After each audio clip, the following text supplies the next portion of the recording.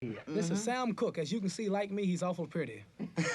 And we are here now working on a record called The Gang's All Here. And Sam and I, we expect to have this out in another week or so. Would you like to give us a preview of this disc? Well, this I want to give you a little introduction on it. This record is talking about me, the greatest, and the various people in countries such as England and Paris. And we'll give them a sample. Come on, let's give them a preview. We'll do a lot better if we had the music here with us. All right, but we're gonna do it. We'll try now. Hey, hey, the gang's all here. Join in the fun. Hey, hey, the gang's all here. We're gonna swing as one. Do it again now. Hey, hey, the gang's all here. Join in the fun. Hey, hey, the gang's all here. We're gonna swing as one.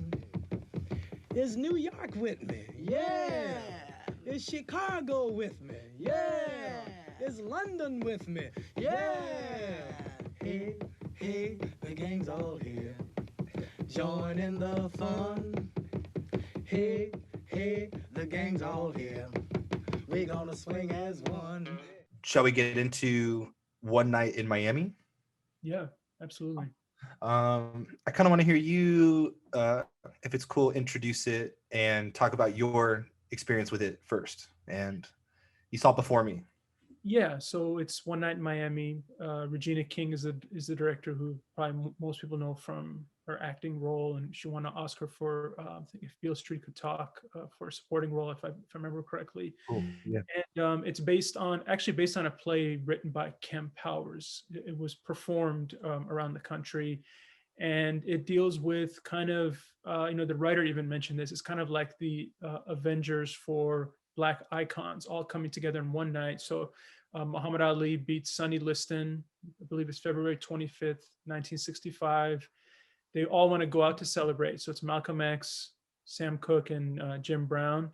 And Muhammad Ali says, let's not go to like a big, crazy hotel that everybody knows, but let's go to the Hampton Hotel, which was a much smaller place to just talk and just, see how everyone's doing. And of course, they talk about everything from politics, race, music, sports, entertainment, life.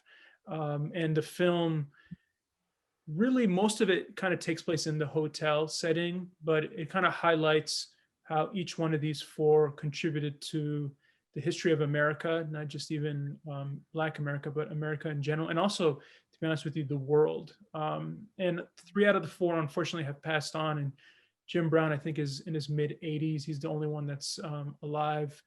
But it's basically the 4 60s icons in one room together. And we kind of have each personality coming out over the course of the film and how it unravels. And one of the unique things I had read about the story in general, how Kemp Powers came up with it, is he said he was in the writer's room for the show Star Trek Discovery. And he noticed he was the only Black person in the room. And he's kind of tried to have a balance between like, how do you stay yourself, but kind of integrate in with everyone else without sacrificing too much. Yeah. That was kind of his jumping off point for the story, is basically, how do you stay true to your identity, even though you're in an environment where maybe it's harder to express it in a naturalistic way. So that was kind of the backbone of it. For me, always the difficult part when you do a story like this, which is just 4 iconic people, is I automatically get caught up in the casting. And it throws me off a little bit because I know all 4 of them so well, Muhammad, Malcolm, and Sam more than Jim, but of course I know Jim as well. And, when I saw the trailer, that's what threw me off, because I felt like none of the 4 looked like them physically or even sounded like them at all.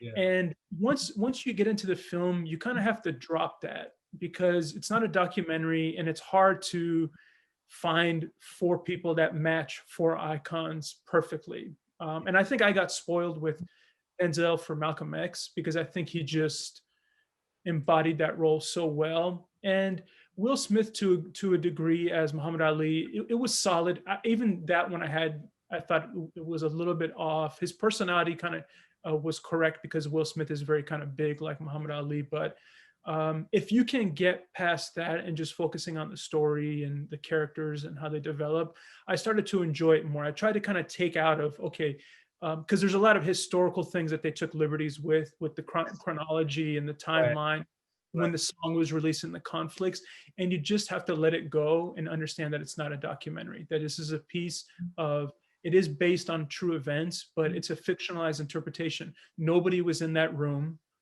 There's no, in terms of the recording, like a reporter, there was no cameras in there. So we can't say that's not what they talked about, this and that.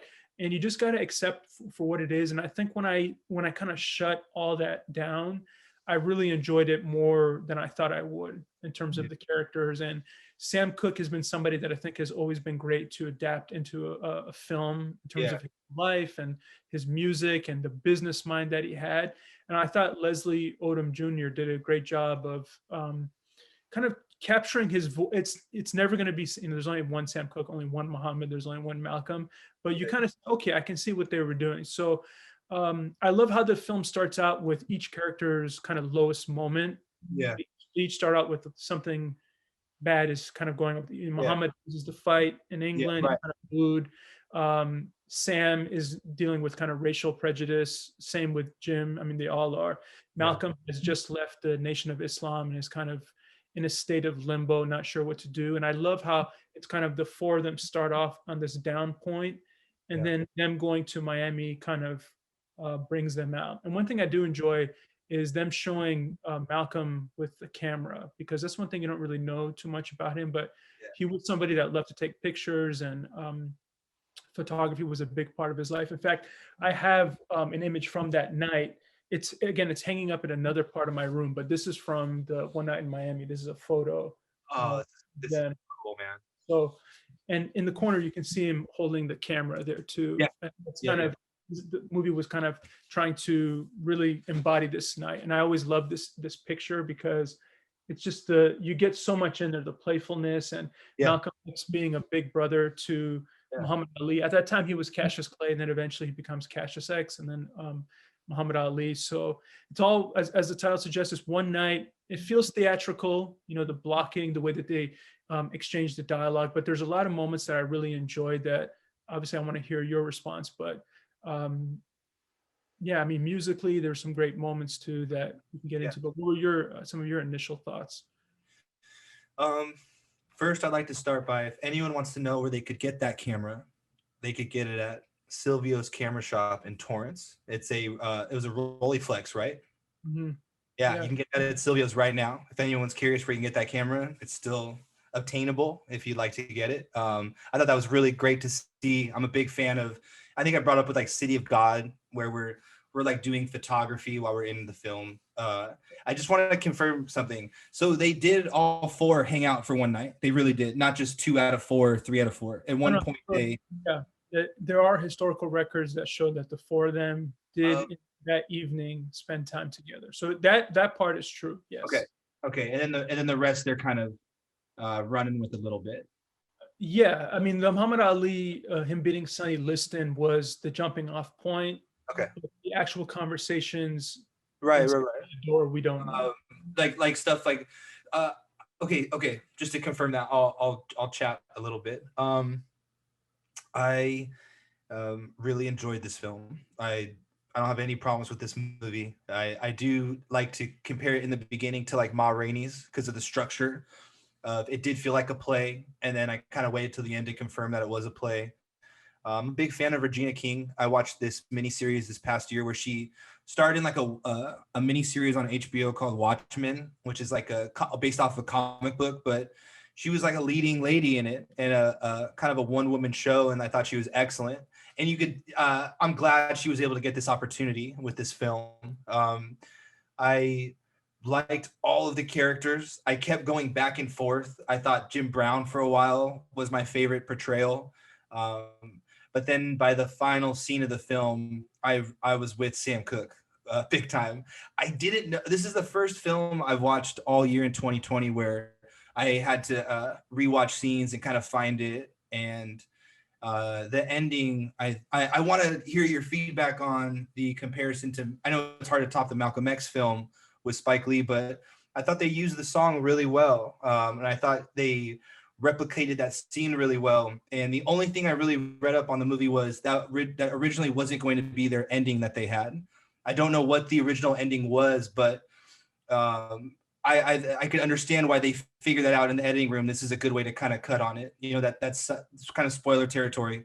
The sigh of relief that we get from Malcolm X's character, and the little, you know, we get that montage, and the performance by the actor that played Sam Cooke, he nailed that scene, and it was really intense to see how he, like, I don't want to try to mimic his mannerisms, but that's insane, huh?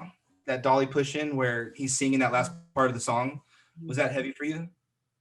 Yeah, I think because the one thing about Sam Cooke, if you see him perform, he does Yeah. get lip movements and facial expressions, and I think he nailed that pretty well in terms of the body language, because Sam was a very confident guy. Yeah. Whenever he sang, if you saw him live or anything that he did live, just an Yeah. interview, he just was 100% owned the room. Yeah. And I think they did a great job. Now, again, for me, the timeline was off because what they were replicating was his performance on Johnny Carson, where he, for the first time, he sings on live television, "A Change Is Gonna Come." Okay. That was February 7th of 64. One Night in Miami, where there's the Sonny Liston fight, is actually the end of February. It's February 25th. So Okay. he performed that 3 weeks before. And then Okay. the second thing that kind of threw me off is that song, "A Change Is Gonna Come," he wrote it in 63, and he was inspired to write it in 63 because of prejudice that he went through. And he also said that, I think in a dream it came to him, the words and the lyrics. But in the movie, they make it seem like Malcolm kind of told him, "Hey, how come you're not doing songs that are more protest songs, or, you know, and talking about things like that?" So I thought that was a little bit weird to kind of make it seem like Malcolm pushed him to do that, because I think Sam was always conscious of that anyway. If you know the song "Chain Gang," that's from 1960, and he's already talking about chain gang prisoners. Right. Yeah. So I don't think he was just strictly saying, I'm going to do songs like "Cupid" and "You Send Me" and "I Love You" and all the, you know. He never needed that talk. He never needed that kind of reminders, what you're saying. Yeah. And he was a smart business guy. He knew that if I want to kind of first make a name for myself, I got to kind of start in a commercial way, where it's kind of songs that, you know, the teenagers can listen to, the adults can listen to, you know, Cupid and all these songs that have just become iconic. But he did Chain Gang, and of course, "A Change Is Gonna Come" is probably his most iconic song, ironically, because that's the one, even though he was doing all those things previously, the one that really solidified him. And also the sadness of that timeline, looking at it realistically, because February 64 is where we have these events happening. Sam dies December of 64. He gets killed, murdered. And then Malcolm dies in February of 65. Right. So 1 year later, two of them are murdered. So and I love that last shot of kind of Malcolm just looking and kind of almost like a little bit of a relief, because that was the thing in the 60s. And one of the things they do talk about in the movie is Sam being inspired by "Blowin' in the Wind," Bob Dylan song. Or "A Change Is Gonna Come." And that was correct. That he did get that. He did hear that song and say, okay, I have to do something inspired by this, but kind of geared towards Black culture or society. So I thought that was, in terms of them pulling that, I thought was really good. Because when you talk about the 1960s, you know, "Say It Loud, I'm Black and I'm Proud," James Brown did that in 68. But then in 63, I think Nina Simone did the famous "Mississippi Goddamn" song, which was kind of her protest song. So this era of kind of like 63 to 65 to 68, it's just such a boiling point and a kind of high point in terms of culture, entertainment, sports, music, movies, and everything in America. You know, when you even talk about American New Wave in the world of cinema, I thought they kind of brought all that together really well. And even, again, these are artistic liberties, so I'm not saying this is incorrect. And to be honest with you, this might have been my favorite moment in the movie, even though it's made up, is the Chain Gang where the mic breaks down, where I think they said Jackie Wilson sabotaged him. They said that's not what happened there, but they said Jackie Wilson was playful and he did play around people's stuff. Cool. But I guess that was a composite of different nights that they put into one, which is 100% what, you know, if you're trying to be efficient, you're going to do that. But I love that moment. You know, if somebody has put a clip up, I would love to kind of put it here so you can see.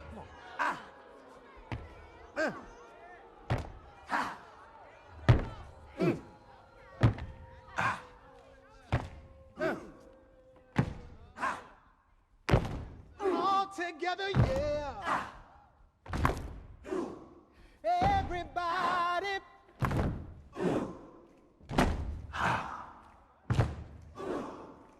Let me hear you.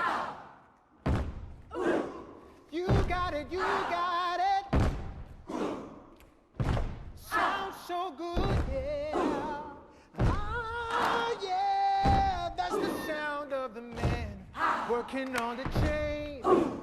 The gang. That's the sound of the man working on the chain. Gang. All day long they're singing tunes. Well, and I saw him up there covered in sweat and singing to him, but in the background was you couldn't hear anything except that chant.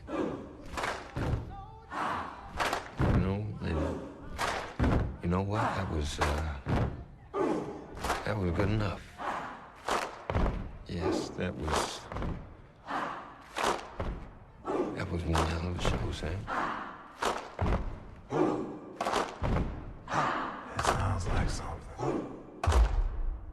Just the rhythm, the beat, the way that Malcolm talks about it in the hotel, and kind of the cross-cutting you get, I thought was beautifully done. And I really love that moment. And another moment that I really love is the rooftop, when they're looking at the fireworks, and some of the shots that they did, I thought were really, really well done. So there's definitely a lot to take away from this film. If you can move away from the artistic freedoms and the casting, okay, it's not perfect. Yeah. I think, and to be honest with you, I read something that Regina King said that even bigger names, more well-known names, wanted to do the film, but they didn't want to audition. They refused to audition. They said, "Oh, I'm so-and-so. Why should I audition?" And she said, "Well, I need to see what you can do." And then this is where she brought in these four guys who I think really embodied each character really well. It's hard to do, especially when you talk about, again, Black Avengers, 60s icons, all together in one night. So in terms of the ending, what you were asking, it's never going to be as powerful as the way it's done in Spike Lee's Malcolm X, because I just feel like you're spending the whole film with Malcolm. So it has a higher kind of moment in terms of the emotion. No matter what, the song always has a melancholy feel, because you know what happens to Sam getting murdered. You know in the 60s what's going to happen with Martin Luther King Jr. and JFK, and his brother Robert Kennedy also being assassinated. And you think about all the things that they had to go through, and two of them within a year of this moment don't even make it out alive. So it was done really well. The cross-cutting was nice in terms of showing Jim Brown. I think he was actually on the set of Dirty Dozen there when he says he's retiring from the NFL. And then when he shares that he did a film, he's talking about Rio Conchos, right? Yeah. Okay, cool. Yeah, all right, that's awesome. Yeah. Like I don't know if you've seen it. It's like a 60s Western. It's all kind of John Wayne inspired in terms of the style, but it is Rio Conchos. And then I think he did one episode, or he did something with I Spy, that show with Cosby in the 60s. Okay. And then his next movie was Dirty Dozen, which became a big hit, had awesome cast. And then that opened up doors for him to really stick with acting, because I think he only played 10 years of NFL, but this guy was in the 10 years, like every year was rushing for like 2,000 yards and just really dominating. The problem was, if you go back and look at footage of football in the 50s and 60s, their padding is nothing. Their helmet, basically, there's not a lot of protection. So he was getting injured a lot. And when you look at football in the 50s and 60s, they're getting hit hard, and probably not as hard as now, because just the way that our size is a little bit different, because we bulk up more, but still there's not a lot of padding there. So he prematurely retired, but still left his mark. So I thought, again, it was cool to see the dark moments for all four characters to start the film, and then kind of a off point. Even that and I love this shot of the one in Miami, the text where it comes on the screen. Yeah. Oh, I know. Water. Yeah. I thought that was beautifully done, but again, chronologically incorrect. In 1961, he did that famous underwater shot, which is funny. I don't know if do you know the story behind that, the underwater shot of him? No, I love that scene though. I like that they're all bickering at him, and he can't swim, and I've seen multiple fighters reenact it. I don't know the story behind it. Well, that's basically it. So there was a photographer that came in and was trying to get pictures of him in his training routine, and he wasn't a good swimmer. In fact, probably couldn't swim, as they say in the film. So he just says, I'm going to go underwater and kind of he thought it would be a cool shot. And he told the photographer that this is his training routine, that water resistance and boxing. Yeah. Then 4 years later, he found out that he was lying, that he, first of all, doesn't really swim. That it wasn't any type of boxing routine. It was just, he thought it'd be a cool looking photo. Yeah. And to this day, boxers and trainers do that underwater training. And a lot of it, most of it, I think, is because you see that photo of Muhammad Ali, go, it's Muhammad Ali, the greatest, I got to do that. It's almost the same thing as in Rocky, where he punches the ribs, like the things of meat. Fighters, we don't do, like boxers did not do that. They didn't go into like punching chunks of meat in a butcher shop, but people do it now. They go, okay, I gotta chase chickens, I gotta drink all this, That's what I was gonna. People think, if you savor your testosterone, you know what I mean, by not having sex or busting a nut, that you're going to be more prepared for the fight. It's telling your body to stop making testosterone. So that's kind of that's something that happened. And then people drinking whole eggs, you can get what from it again? Like salmonella or something. I mean, it's very, very dangerous. Yeah, it's very bad for you're not absorbing it, the nutrients. It's not able to process all the way. Yes, just to add on to what you're saying. I thought Jim Brown had the best intro, his character, played by Aldous Hodge, with it's like, I was like, oh cool, Bo Bridges is in the film. And then I was like, oh, this is his only scene. That was a really heavy intro scene. And then it was at like the Forrest Gump house, it looked like, huh? Yeah, I think they were in Atlanta, or obviously somewhere in the South. I can't remember exactly if they put it on the screen, but yeah. It's from my lack of travel. I had the Forrest Gump vibe right away, from the house, I think they did film, because I've been to Georgia, I've been to North Carolina, South Carolina. That famous bench scene of the Forrest Gump moment is in Savannah, Georgia, because I went there and I saw they have it labeled as the apocalypse moment. So I mean, those homes all are very southern, so it's not too far off from obviously Forrest Gump. Overall, did you get the Gladiator thumbs up, thumbs down reference? I mean, I saw that. I didn't immediately think of. I do. I don't know why. I thought of you, and I thought of Gladiator. This is a little random note I had. There's a continuity error that I got kind of bummed about. I liked the ending. This happens to me all the time. I like a scene so much, and I watch it a lot. I watch it over and over again. And in my head, I kind of justified the continuity. It's fine, but it's in the final scene. Do you know what it is, or did you see it? It's in the Sam Cooke singing montage.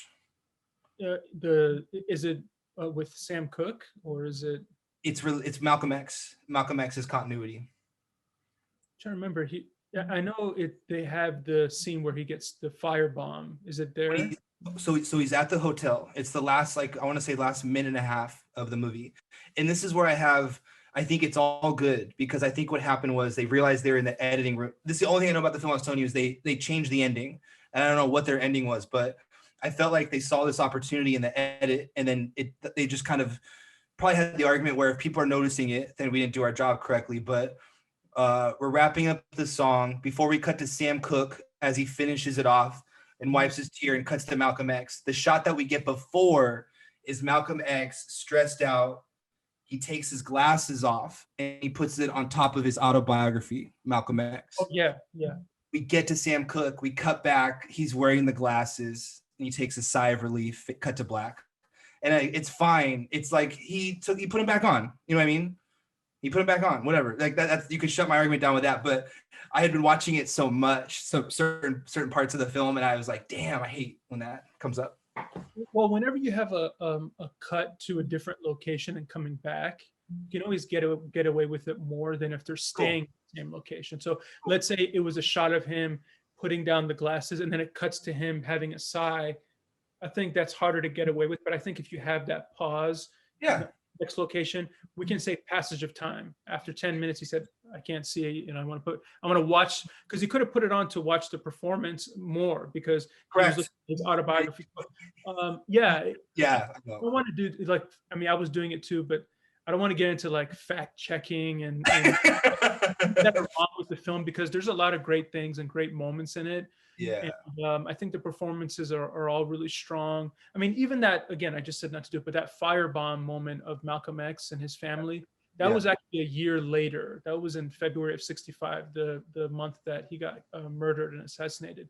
And of course, the last quote of the film is again Malcolm X saying that I'm not afraid to basically be a martyr if it means that, you know, it'll make our people stronger. And 2 days later, he's assassinated. So a lot of powerful moments. Again, the delivery, a lot of it was very theatrical, kind of the blocking, them standing there, moving around. Yeah. There's fun moments with Muhammad Ali being playful, even Malcolm X being playful with the ice cream. I think those are fun things to see. And even Sam doing the "Put Me Down Easy" song, where he's in the hotel playing, and he's talking about his brother. He's writing it for them, and I think those are cool moments that, if you're fans of the artist, you know the songs and kind of the history behind it. Or even the Rolling Stones wanting to cover a song, and he didn't. He's like, "What's going on? I don't know these guys." And I love that. I think it's just it's a fun moment. And one of the songs that they do cover, the Rolling Stones, is "It's All Over Now." Yeah.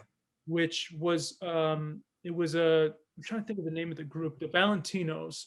They were on Sam Cooke's label, SAR Records, and they made a fortune just from that one cover, because the Rolling Stones got the rights from them, and of course Rolling Stones. So but Sam was a great businessman. I think I talked about this with respect to Ma Rainey and owning your own music.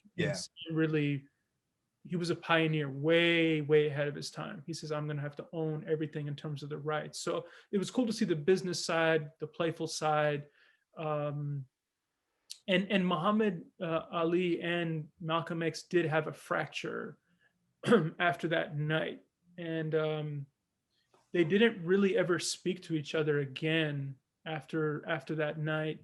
And Muhammad Ali, in his autobiography, stated that that was one of the worst things that he ever did in his life, was he didn't patch things up before Malcolm was murdered, because he was being influenced by the Nation of Islam, and Malcolm had recently kind of been banished from it. So Elijah Muhammad was basically saying, don't talk to this guy because he's going to cause you problems. But Muhammad realizes that the Nation of Islam wasn't what he thought it was, and then he steps away the same way that Malcolm did.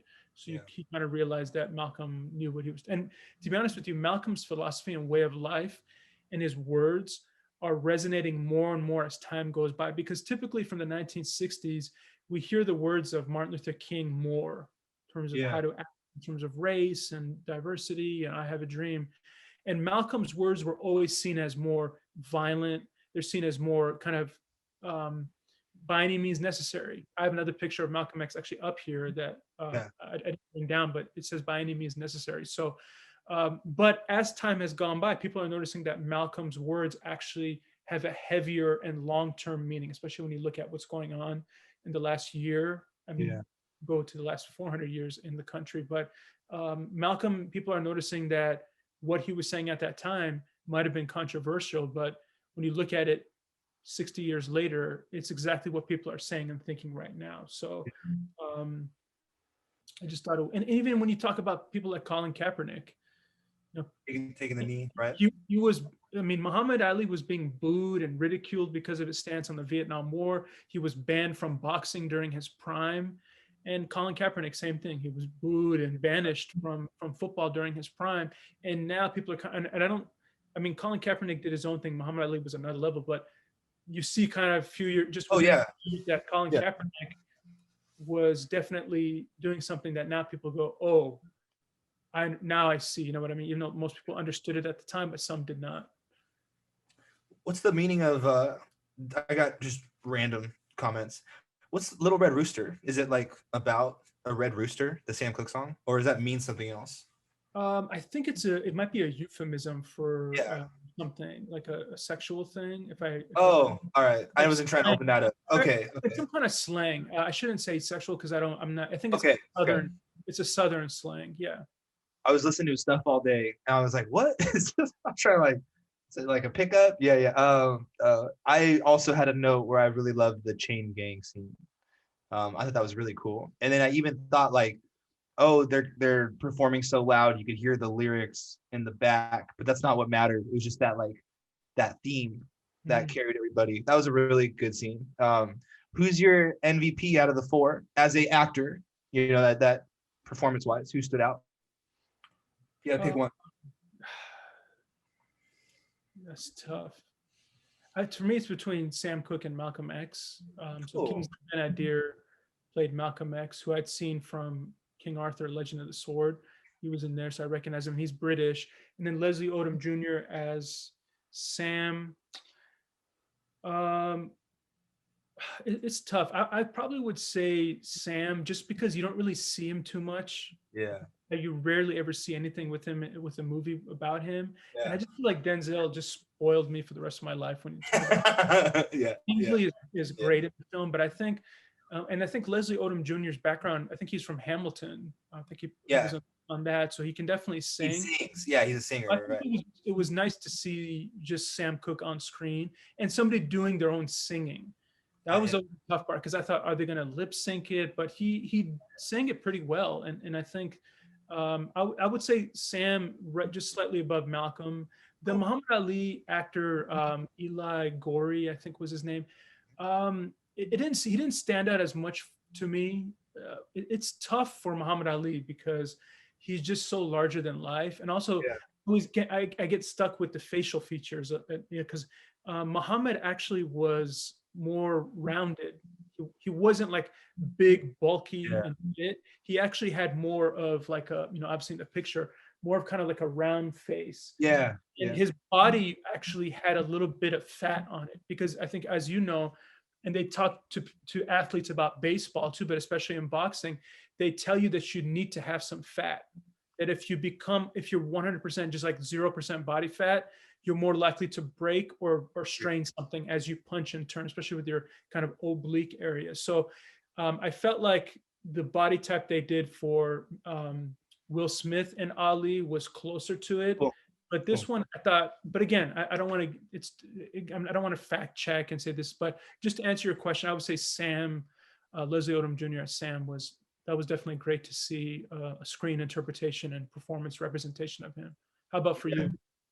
I really like it was between Jim Brown and Sam Cooke in this film.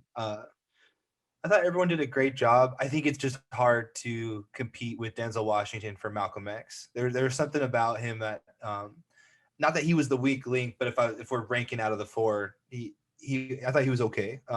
Leslie Odom Jr. I think this is like he kicked the door in kind of thing. And this is going to be a big thing and open up some stuff for him.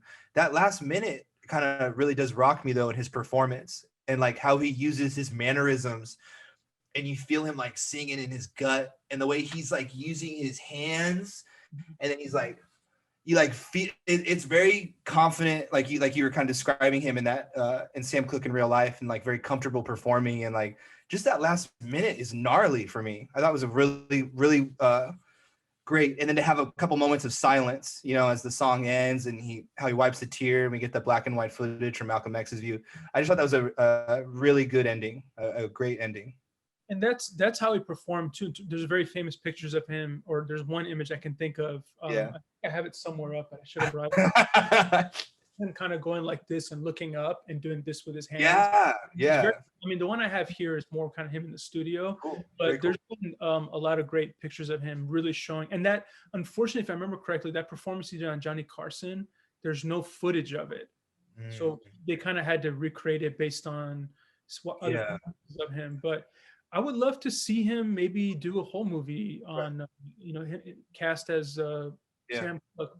And the funny thing is, I had read that the Kingsley Ben-Adir, who played Malcolm X, was up in it for another role with the actor who played Muhammad Ali in this, and they were both going to audition for Muhammad Ali in an Ang Lee movie that it never got made.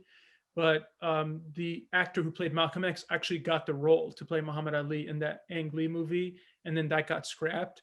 And then they came back, and then now he's playing Malcolm X. And then the other actor who got passed on ended up playing Muhammad here. So it's kind of cool to hear those stories of Yeah. just things get passed on, and Just talented actors, man, where they could be so diverse. Mhm. Cool, man. Anything else you'd like to add to what a excellent directorial debut also. Yeah, I mean Good first movie. it's a lot to kind of put on her shoulders because these are iconic figures, but I think she Yeah. executed it very well. I have one other one of these photos. It has something to do Yeah. with the movie, so that's why I'm going to show it. This is a very famous image of Muhammad Ali here.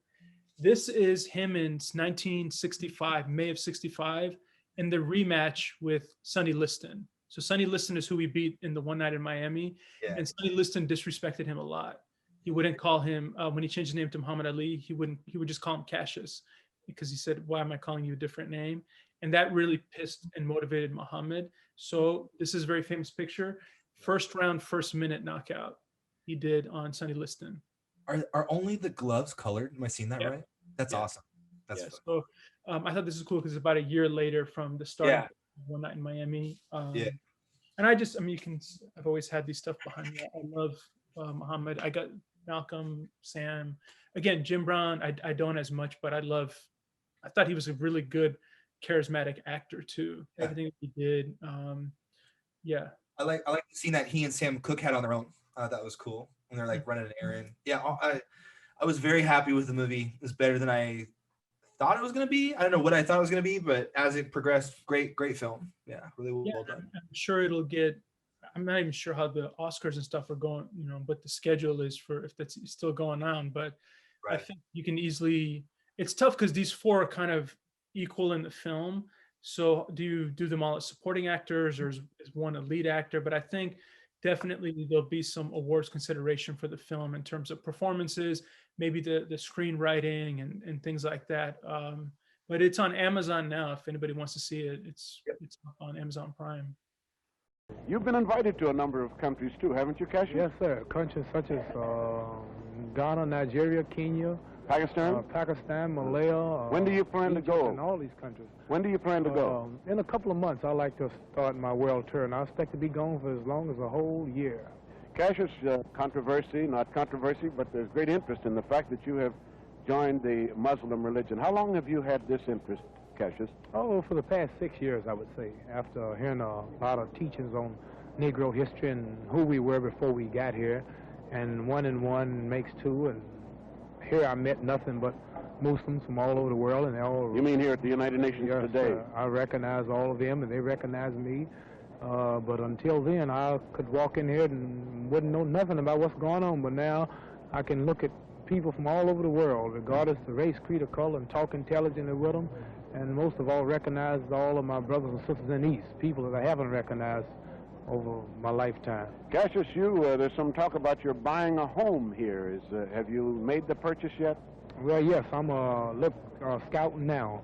And some home on the outskirts of town I'll soon be picking. Is this the reason for this particular trip to New York? Well, yes, I have enterprise set up here. I'm incorporated now, and I have a lot of business to tend to. And like I said, this is the center of the world. A whole lot is going on here. And this is the city. You're winning the championship. You feel your affiliation with the Muslim religion, being a follower of the Muslim religion, had something to do with your winning the championship? Well, I would say so. My religion is the only thing that I can give me credit for pulling me through, because 99 out of 100 seem to see no possibility of me winning. The newspaper reporters and everybody all over the world condemned me. They said it would be a mismatch, and couldn't nobody believe it. So my prayers to Allah and faith in my religion, living a clean, righteous life, I have to say that's what pulled me through. Do you think you'll have to go in the Army before you fight again? Do you know yet? Well, I really don't know. I'll cross those bridges when I get to them. Fine. Thank you very much, Cassius. Yes, it's been real nice to have you here as a representative of the boxing world. Thank you. Sir. Malcolm, could I stop you? Yes, sir. United Nations and organizations dedicated to brotherhood and to world peace. Well, as I heard you explaining to Cassius this afternoon about first the ability to sit down and discuss the problem. Well, this is what makes the UN what it is. They discuss the problem, whether they disagree or not. They at least discuss the problem. And but America needs to do the same thing on a domestic level where the race problem is concerned. They need to discuss the problem, but they don't need to discuss it with Uncle Tom, whom they themselves have placed up as spokesman for Negroes. Because that Tom is not going to say anything but what his master wants him to say, and you can't get to the root of a problem by listening to some parrot say what you've already told it to say. So the first thing they've got to do is discuss the problem, analyze it, get to the root of it, and then they can come up with a solution. And the only black man in America who will spell out the real causes of the problems and the facts in the problems is the Honorable Elijah Muhammad. A deal of talk about the Muslim religion, those following the Muslim religion being purveyors of hate. I wonder if you'd clear that for us. Cassius has been following the religion of Islam, the Muslim religion, for the past 4 or 5 years.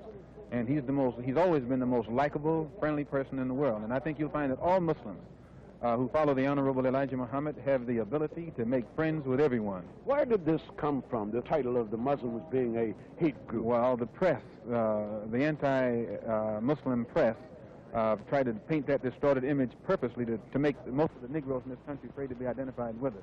What is this? But Cassius destroyed that image the other night when he knocked out Sonny Liston. Same connection, Malcolm. Would you clarify this charge that has been made? Are you free now to speak? Yes, I am, and have always been a follower of the Honorable Elijah Muhammad and a practicer of the religion of Islam. There is no such thing as a split between you and No, Muhammad? the Honorable Elijah Muhammad taught me everything I know and made me everything I am. What is, on a personal basis, what is your ambition as a follower of the Muhammad religion, of the Muslim religion? Well, what would you like to see come about? Well, number one, most of the efforts to analyze the racial problems in this country are very hypocritical, and seldom do they ever face the facts that are involved in the issue. The Honorable Elijah Muhammad's analysis of the cause of the race problem in this country is an analysis that's based on reality, but most people can't face reality. And since they can't eliminate the fact that what he's saying is truth, they try and say that it's hate. And if they were to accept his analysis and listen to his solution, you wouldn't have any trouble in America. Oh, here's my buddy. Here's my buddy. Yes, sir. Here's glad to see you. Very well done. Yes, Very sir. well Yes, done. sir. Very well done. From Nigeria. Good. I was just saying to my chauffeur, Debo, I must get in touch with you.